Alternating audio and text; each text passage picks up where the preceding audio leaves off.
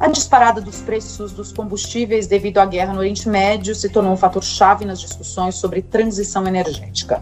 Com as economias globais abaladas por interrupções no fornecimento, autoridades vão se reunir na Colômbia na tentativa de mostrar que o mundo tem alternativas viáveis aos combustíveis fósseis. Eu sou Camila Fontana, chefe adjunta da redação da Argos no Brasil. Aqui estou com meu colega, o editor Lucas Parolin, que vai participar da Conferência Global na Colômbia. Muito bom ter você de volta. Lucas, você contaria um pouquinho para a gente sobre essa conferência? Claro, Camila, que bom estar aqui de volta com você.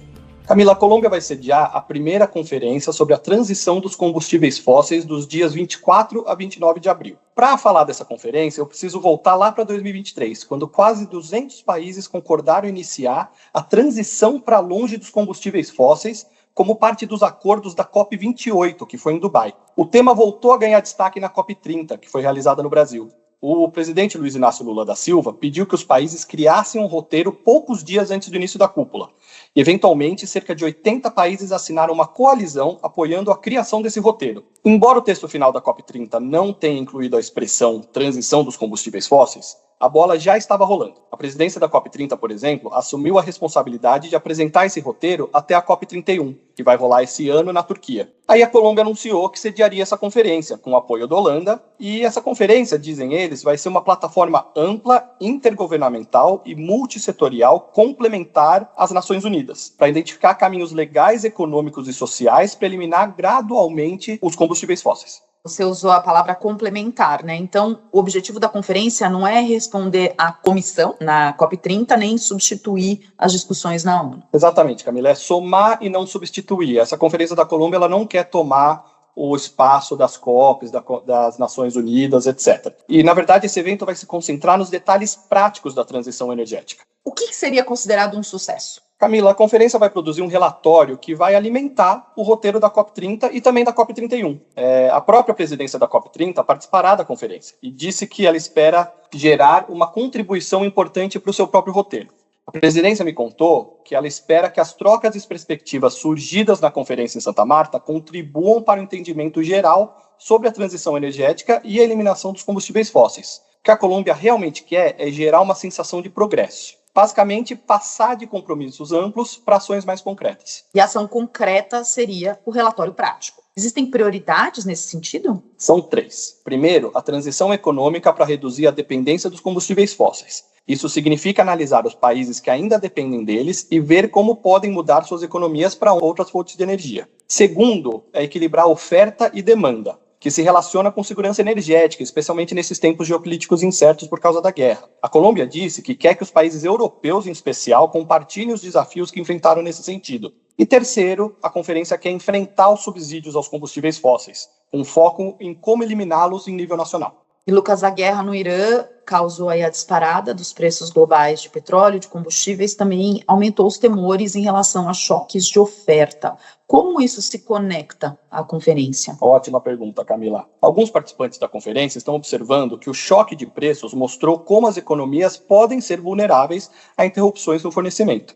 Então, eles dizem que Santa Marta será a oportunidade perfeita para mostrar ao mundo que existem alternativas viáveis aos combustíveis fósseis. A questão é quem vai prestar atenção, né? Os países vão levar a sério os acordos feitos em Santa Marta? Camila, eu acho que essa é um pouco a pergunta de $1 milhão, assim. Porque, para ser justo, só mais ou menos 1/4 das nações do mundo vão estar em Santa Marta. E tem algumas ausências importantes, Estados Unidos, China, Rússia, Índia. Mas a gente também pode olhar o copo meio cheio, né? Cerca de 50 países e a União Europeia confirmaram presença até agora. E juntos eles representam cerca de 1/5 da produção global de combustíveis fósseis e quase 1/3 do consumo global. Isso não é irrelevante, sabe? Entre os participantes estão grandes produtores como Canadá, Reino Unido, Noruega, Angola, México, Brasil, Senegal, Austrália, além de países que são dependentes de importação, como Alemanha, França, Itália, Vietnã, Camarões, Camboja. A Colômbia tem repetido que a conferência não é sobre convencer os céticos, mas sim formar uma coalizão dos dispostos. O foco é reunir toda a capacidade intelectual daqueles já comprometidos em encontrar soluções. Pensa assim, a conferência quer construir um movimento, tratar de criar condições favoráveis para acordos concretos e fortalecer a cooperação entre países com diferentes situações econômicas e energéticas. É um grupo bastante diverso. Sim, e a Colômbia destacou que isso é intencional. A ideia, de novo, é construir consenso e demonstrar vontade de agir, mesmo com realidades diferentes. Vamos falar dessa noção de coalizão dos dispostos, né? O coalition of the will em inglês que eles falam.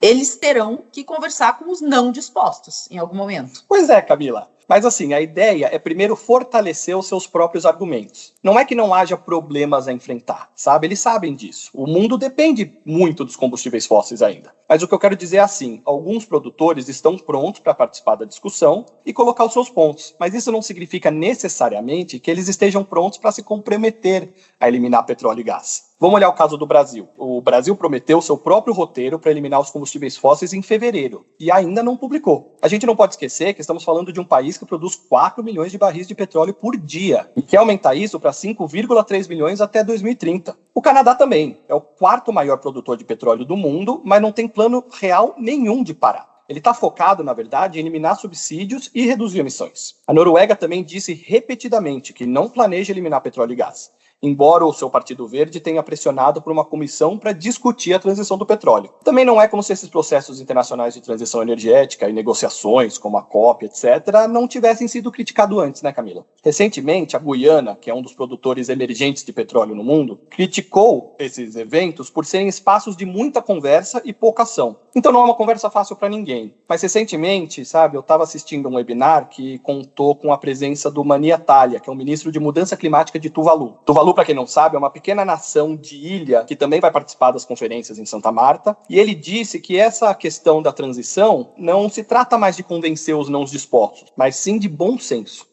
Não dá para deixar passar a ideia de que essas ilhas, como Tuvalu, correm o risco de literalmente desaparecer devido às consequências da mudança climática. Antes de a gente encerrar, Lucas, quais são os principais pontos para os nossos ouvintes? O ponto-chave é que a eliminação dos combustíveis fósseis já não é apenas uma aspiração ao distante, um sonho distante. Os países estão começando a discutir passos práticos para alcançá-la, fora do processo formal da ONU, que deixa o processo mais fácil, né? Então eles estão olhando como enfrentar subsídios, garantir segurança energética e diversidade e uma transição justa para economias dependentes de combustíveis fósseis. Alguns países destacam que a atual guerra lá no Irã e as interrupções no fornecimento apenas reforçam a necessidade de fazer tudo isso. E essa coalizão dos dispostos está tentando avançar em direção a uma ação global coordenada. Além disso, é muito importante que o trabalho em Santa Marta esteja conectado ao roteiro da presidência da COP30. Então a gente vai ver o que eles podem alcançar em Santa Marta e também nos próximos anos. Muito obrigada, Lucas, por aceitar o nosso convite. Eu vou acompanhar de pertinho a sua cobertura da conferência. Obrigada a você que esteve com a gente até agora. Nós vamos acompanhar as discussões sobre a transição dos combustíveis fósseis e também se a guerra terá algum papel em acelerar esse processo. Fique com a gente, até a próxima.